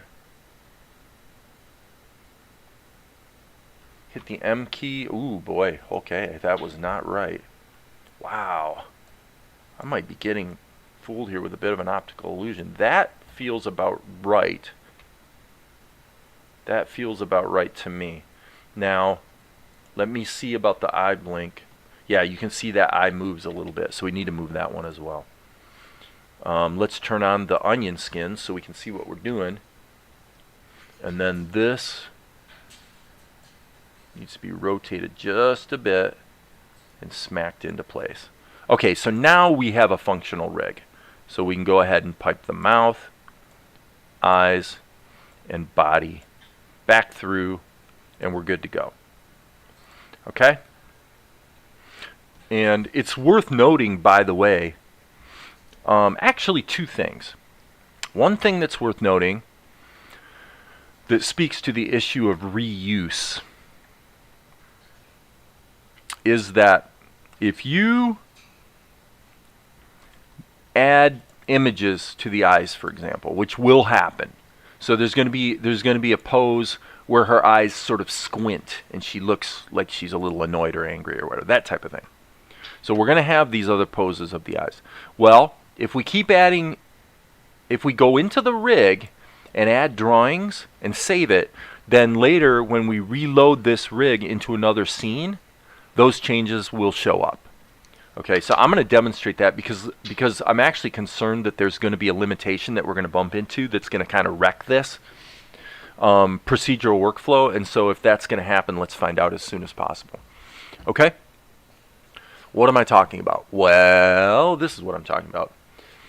If I create a new shot, so let's add a new scene. Okay. And then on my hard drive, I'm going into my Salt and Light drawings folder, and I'm hitting the K key to just find the rig for Carliana. Okay. So this is actually a pencil test of Carliana that I fiddled with last night.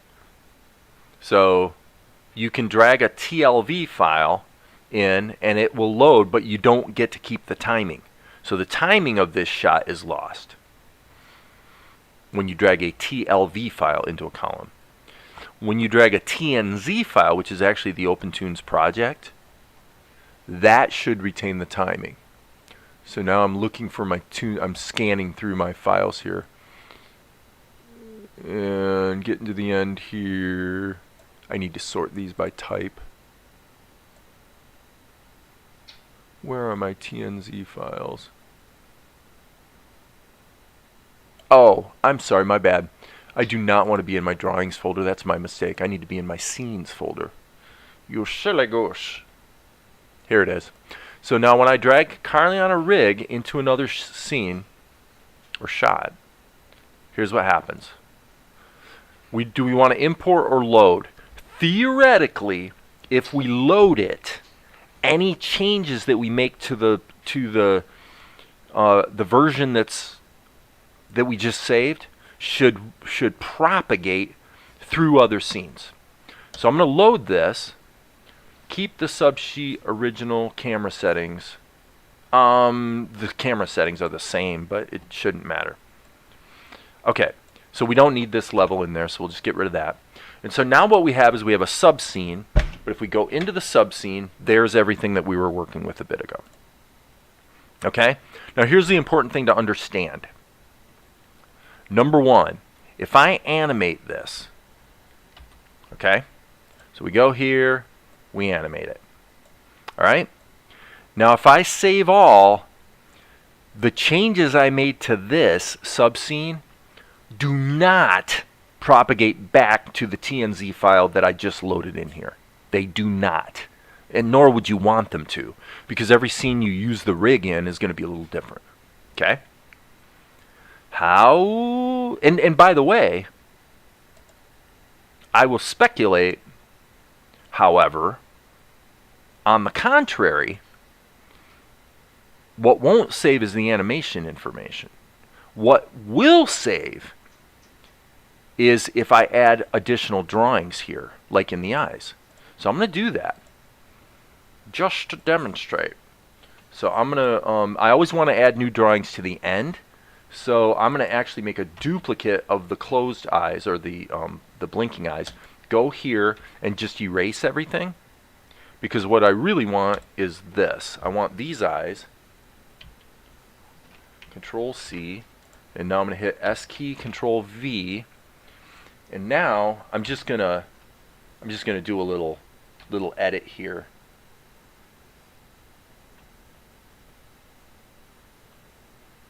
That should kind of get me where I want to be. And if it turns out it doesn't work out that great, it doesn't really matter. Okay, so her eyes go into squint mode. Okay? So now what should happen is if I save all, okay, and the file name is going to be Carliana Rig Test. So we've got the Carliana Rig, and then we've got the Carliana Rig Test. And because we're saving all, what should happen is the Carliana Rig Test has the skeleton animation, and now we see it's got this additional eye shape, right? Well, when we load the rig, which I'm about to do right now, we should discover no animation, but if we go to the eyes, boom, we do see the additional eye shape. Because when that TLV file got saved, it doesn't, because I loaded it. If I had imported it, okay, so if I go back to, well, if I create a new scene and do the same thing again, so I drag the Carliana rig into here. If I import it,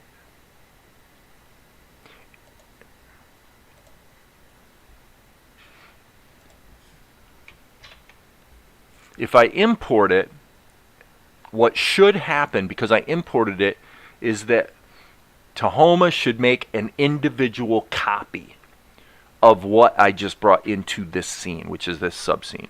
Which means that if I add another eye shape, which I'm going to do as simply as possible by just adding a drawing and Xing out the eyes. I'm just going to add a new, okay? So I'm going to save all. Okay, so this is Carliana Rig Test 2. Because the rig was not loaded, it was imported. When it's loaded, it's being the version that's on the hard drive is being referenced. It's not being copied. So what should happen now is if I open a recent file, which is the rig, we should not see. Okay, wait a second. Let's save all. I want to make sure that this is saved. Because by saving all, we are saving this TLV file that represents the eyes. But it's a different TLV file than the one that's in the main rig that we're going to use over and over. Why? Because we didn't load it, we imported it, which means it makes a copy. Now, I may turn out to be wrong right now, but what should happen is when I load the original rig, we should not see that fourth eye shape. Let's find out. And we don't. Okay? So that's the difference between loading and importing. Cool beans. Hope that makes sense. So, for me, this whole process is probably a bit punitive. But having said that, you know what? I've got a whole rig of Carliana that I can use in any shot I want. So the reality is I should never do any animation in here at all. Ever. Because this is supposed to be on the hard drive, ready to use in another scene. And then I can kind of choose whether I'm going to load it or import it. For me, usually I would probably load it so that if I add new drawings, like to the mouth shapes or to the eyes, those changes will propagate to the next time I use the rig. Right? So in this case, let's actually go back to the show and see if we can get some real work done. Okay, so what happens here is Mel sees Tianara and he's quite impressed. And then we've got these two shots where she gives the guy the money, and that shot needs to be redone. That one's okay. And then we see Carliana. Okay, so she says, and by the way, to tell you the truth, we could keep this shot. This shot's actually okay. So Tianara looks back, there's her mother, and she looks kind of ominous, and then it cuts to a close-up. Okay, so the close-up is what we would probably want to redo, and then she kind of swings her around and has another line of dialogue, which is pretty choppy looking. And plus she's a little off character, frankly, from what I really want her to wind up being. So given that that's all true, she would say, "What are you doing?" So she squints, she scowls, and says, well, she doesn't say anything there. So I want to change this.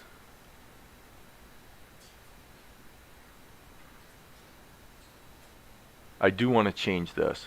She says, "What are you doing?" But I don't want her to be angry. I want her to be bemusedly confused is what I want her to be. Okay, so you can see she definitely looks quite a bit different here. And there's other shots later in the show that are probably going to wind up getting replaced.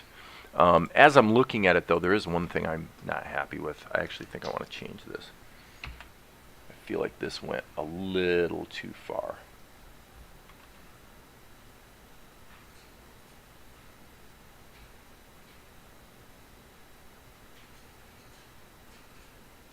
Okay. And now I can fix that with the V key, the Smart Raster paint tool. I can just go in and patch this up.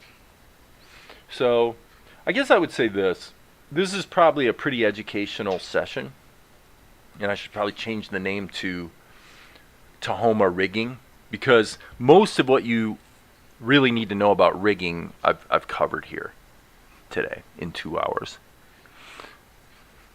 That's the good news. The bad news is, honestly, what I'm feeling here is kind of what seems to happen every time I go down this rigging road, which is I get into it and I realize, I like using the plastic tool for like little bits of secondary animation, but basically I kind of feel like it sort of has me locked into, it just doesn't feel as free and floating and creative as doing drawings. That's kind of what I'm feeling right now. I think the bottom line is this: working this way for me is not fun. And if it's not fun, when you're talking about doing a 24-minute show, it better be fun because you've got a lot of work to do, right? You better enjoy the ride, baby. So for me, I'm not so sure this is the greatest concept ever, because the main reason being, if you do the drawing and then the character winds up being just a little off character, just something's a little bit off. Number one, because everything's on separate levels, it isn't really easy to just like quickly erase something and redraw it. Okay. And in that scenario, normally you'd get all the animation and the movement figured out at the pencil test stage, which is going to be looser and more fluid. And so with a rigged approach, unless you're really super strict about your characterization, making darn sure those characters are on character, they look perfect before you commit to the rig, right?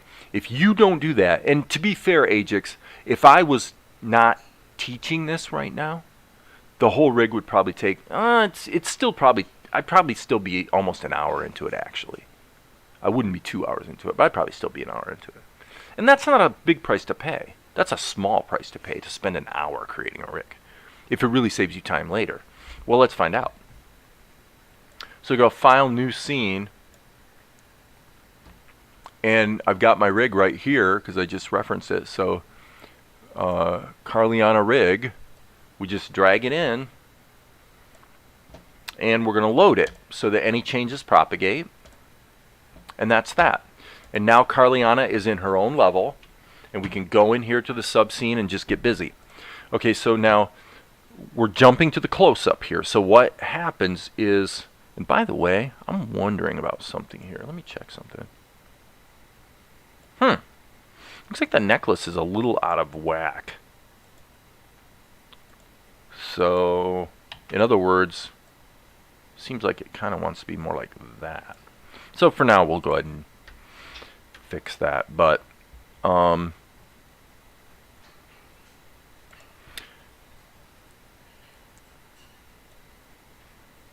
okay, so I like the idea that she blinks right away. So let's take this initial pose and move it down here so that she's basically locked in that pose until we get past the blink. Now I'm kind of thinking maybe little head turn. Okay, stop. Let's turn keep distance back on. Once you have a set rig, you probably don't want to do too much stretching. Now with the eyebrows, I will. Okay, so she turns her head, and then right here, I'm gonna go ahead and bring in that other expression. Yeah, okay, and then let's deal with her eyebrows. So now we'll turn keep distance off, and so I want her to be bemused and confused.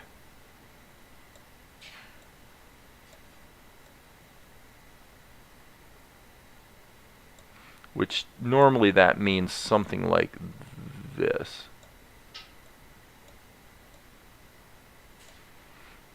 And we'll see how it works. I may not have hit the mark here, but we'll give it a try.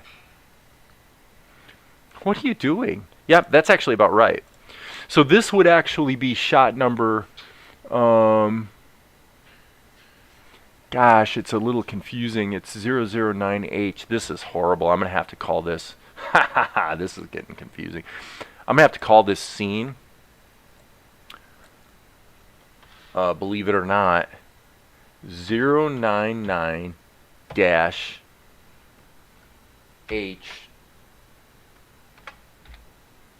A, and I'll just subtitle it Carliana Close-Up. And that's because this goes back to months ago when I did about a dozen shots all in a single Krita file, and then the performance bogged down so bad in Krita that I wound up having to break it up into individual scenes. So 099 became 099A, B, C, D, all the way up to like H or J or something. Well, let's see. I'm looking at it right here in the timeline, and it goes up to K, L. It went up to L. So you wound up with all these shots that initially I tried to do in a single creative file, which was a very, very vainglorious attempt at something stupid. And the result was performance bogged down so much that it wasn't workable. Okay, so now look at this. This is where having loaded this becomes quite useful, because let's notice right here. You can actually see some flaws in the eyes. Look at that. Well, that's a problem. Well, here's what we're going to do. We're going to go like this. We're going to hit the V key and just paint over this. Paint this mistake out. And what you'll find is when you reload this in another scene, this correction will be there. It'll be fixed. Because when I hit save all in half a second, I'm going to do it right now, it's saving the animation data in this TNZ file, but it's saving the TLV files that are part of it individually back to disk. So that means that your rigs can evolve over time and improve. The main thing I'll say again and again is when you're doing a rigged approach and you've got TLV files that you're reusing in multiple scenes, always, always, always, always make sure you only add drawings to the level strip by adding new drawings. If you add a drawing in between these two, so if I hit the D key and make a duplicate of this, it will foul up the numbering, and every single OpenTunes or Tahoma file that uses this TLV file, when you reload it, it'll all be wrong. You'll have the wrong drawings in the wrong place. Okay? So you have been warned. I like what I see here. Okay, so now I'm going to change my render settings. And this is a crazy mess. But what we have to do is we have to go to number 99. Crazy mess. There's 77. We got to go to 99. And we've got to create a new folder. And the folder is going to be called H-A-render.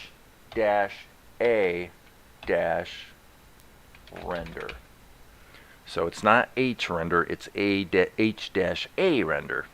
Yeah, because it's basically a subscene that goes between H and J. Pretty crazy, huh? So we choose that. These will be JPEGs. And we can go ahead and save and render. There's no harm in doing so. We'll wind up re-rendering later again, and it'll be a different length scene at that point. I'm not going to drag it into the show. So the only reason I'm rendering right now is because once you change the output settings, if you just hit escape and get back to work, Tahoma will forget the output settings that you just put in.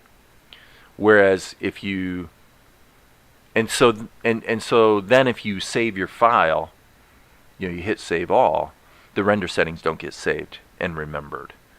So you have to pay the price of actually rendering one time just so you can get back to work. Little silly. But okay, that's it. I'm done. This has been a good session and a good review for me of rigging stuff. The animation we wound up with is quite good. The mouth animation really just wants to be shapes. In this case, because there is only one drawing, what I'm going to do is I'm going to add 2 drawings right now. And we're just going to do the typical animate thing. Let me see here. This is the closed, well, it's really not a closed shape. And I also see another thing I want to fix. Right here, I'm going to hit the V key, put this in areas mode, and that needs to be colored in. Okay, so now when I save all, again, that will update. So, excuse me, if you ever see a really tragic mistake that you've made, and you go ahead and,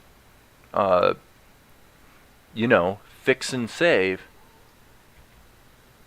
just remember that you need to load your old scenes that use the same assets and re-render them. That's all. No big deal. Okay. What was I going to do? Oh, I was going to deal with the mouth. Okay, so this is open mouth, and then this would be kind of anime style. More open mouth. I'm going to go ahead and shrink that just a little bit. Okay. And then I think what I'll do is maybe stretch that here. Maybe stretch that here. And I don't quite like what I have there, but that's okay. We'll get it fixed here in just a second. So I'm going to go like this. I'll redraw the line. I will redraw the line here in a minute. Tighten that up. I'm hurrying right now, so this I may wind up actually redoing this again, but that's okay for today's purposes. We're okay. Okay, and then this drawing, I want to just have it be an almost closed mouth. So what I'm going to do is I'm going to try getting away with using the selection tool again. See if I can kind of make it work. So the reason I'm doing it this way is it's just kind of anime style lip sync, which means open mouth, more open mouth, back to open mouth, back to more open mouth, almost closed mouth. So I've gone over this before, but it's a five. It's a 5. Okay, yeah, this didn't quite work. Actually, you know what though? I must say that actually looks okay. So this is bad. This is not good enough. Definitely is not going to work. I was hoping I could get away with doing it within the level strip, outside of the context of the greater drawing, and it really didn't work. It's kind of a mess. So you can see her lip is out of whack. And the problem is everything's piped through the plastic tool, so I can't just select it in the interface and move it. I can't just fix it.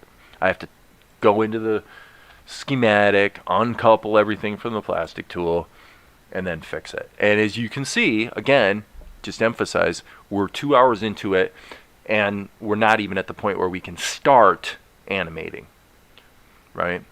So if you were going to do it a different way with drawings, kind of the old school way, what would the cost of that be? Well, the cost would be you'd have to do ink and paint.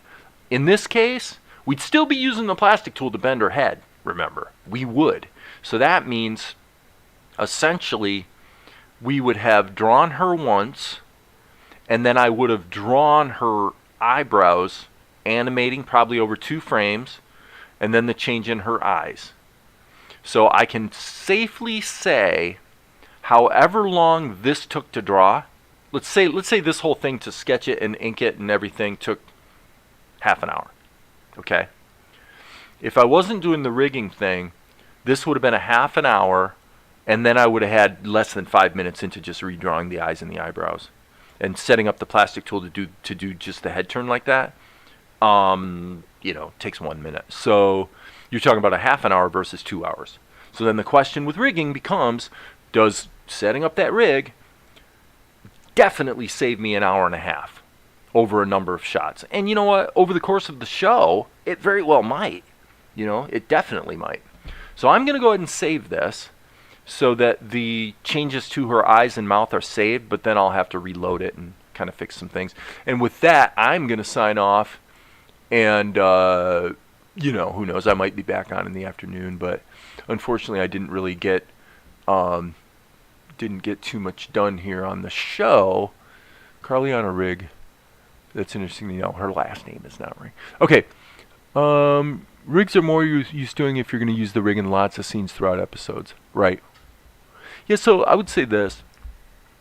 I see a great value in reusable assets. In other words, drawings that are kind of high resolution that you can drag and drop into scenes. I've done that a ton. Reusable rigs, however, which is what we're shooting for here, for me, it's been way, way, way more sketchy. Usually I wind up feeling about the way I feel right now, which is like I just spent 2 hours and I haven't really even been able to start getting my work done. That's normal for me. Okay, so before I leave, I will say to Goswami, sir, how to draw in vector in low-end OC? He says, what's your favorite animation software? Trust me just asking. Okay, I'm gonna blame the question, since you've obviously asked that question a million times. I mean, you're asking me what my favorite is. I don't really have a favorite, but if I have to pick a favorite, then my favorite is Tahoma. My second favorite would be Krita, and my third favorite would be Blender.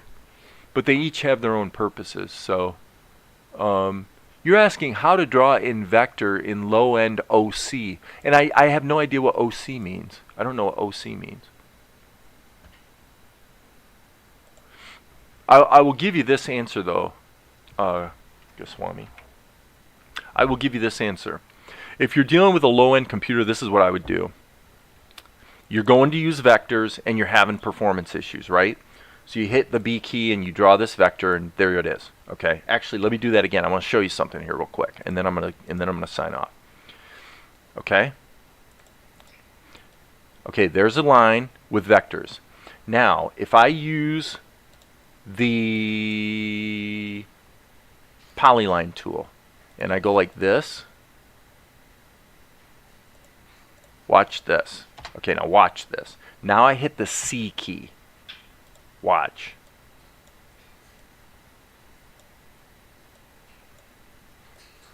Okay.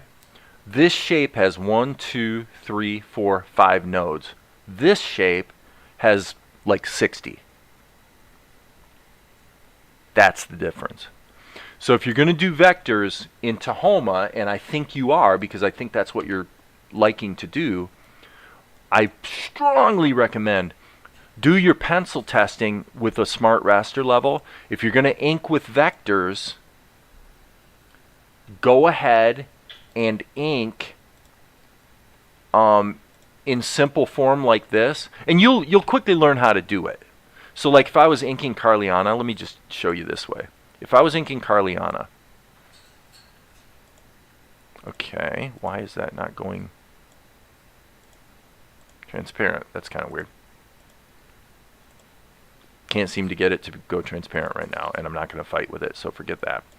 Okay, but let me just show you it this way. What you'll wind up doing is going like this. You'll go, let's pretend this is a pencil test, okay, for the sake of argument. You'll go click, click, click, click. You'll go like that, and then you'll hit your C key and dial it in. Okay? If you do it that way, you'll wind up with vector shapes that have very few nodes in them, and your performance will be a lot better. Okay? So that's my advice. Use the polyline tool for your inking, and then after you draw a shape, click, click, click, hit the C key so you can then edit the shape. Now if you just need to drag the shape around, you can hit the S key and use the selection tool to do the same thing you can do with any level, right? You could resize it, whatever. But if you need to adjust the nodes themselves, then you need to hit the C key so you can then drag them around and then adjust the Bezier handles. Okay, that's it. That's it for today, people. I am not going to save this because I don't want all that vector stuff to be saved. So I am signing off, and as you guys know, there will be more